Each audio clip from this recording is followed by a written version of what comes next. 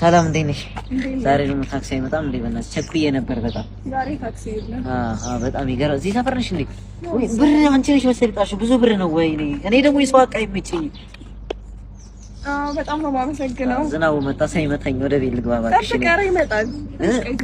ሌላ ነገር ነበር የምጠብቀው። ቀረ እባክሽ። አትጠብቅም? ቻው በቃ አንቺ ጠብቂው። ወይኔ እኔና እንደምን በወጣሽ በእናትሽ። አሁን ዝናቡን አይተሽዋል? በዚህ ዝናብ አንድ ጠብ ብሎ አንሸራቶሽ ብትወርቂስ? ይሄ ራስሽ ላይ ቢወርቅብሽስ? እሺ ደስ ይለኛል። ወይኔ እኔ ልገዝሽ ነበር። ማን ነው ስምሽ? እዚህ ሰፈር ነሽ እንዴ? አዎ እዚህ ሰፈር። ወይኔ በእናትሽ ኧረ እኔ ይዘዋለሁ በእናትሽ። በጣም ነው የማመሰግነው። በቃ ደርሻለሁ። እኔ በጣም ነው የማመሰግነው። በጣም አመሰግናለሁ። ስልክ ካላስቸገርኩ ልቀበል።